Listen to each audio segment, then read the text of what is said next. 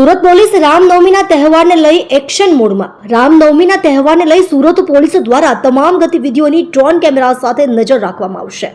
રામનવમીની rally નીકળશે એ વિસ્તારને સમગ્ર પોલીસ ખડેપગે તૈનાત રહેશે અને ફરજ નિભાવશે।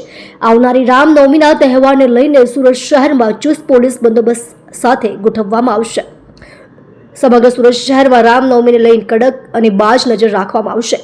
કોઈ પણ શંકાસ્પદ ગતિવિધિઓ અસામાજિક તત્વ પર તવાઈ આવશે, જેમાં ખાસ કરી રામનવમીના પવિત્ર તહેવારમાં રંગમાં ભંગ કરશે એની આવી गई समझो। किस तरह का ये रामनवमी के त्यौहार में जो यात्रा निकलने वाली है उसके मद्देनज़र जो यात्रा के रूट हैं उन पे पुलिस के द्वारा पेट्रोलिंग की जा रही है। नए किराएदार, बाड़ुआत, आसपास जो असामाजिक तत्व हैं, अपराधी हैं, उन सबको हम लोग वेरीफाई कर रहे हैं। ड्रोन से भी रूफटॉप की स्कैनिंग हो रही है और ये कंटिन्यू हमारी एक्सरसाइज है वो चलती रहेगी जब तक के लिए रामनवमी का त्यौहार पूरा नहीं होगा। Thank you.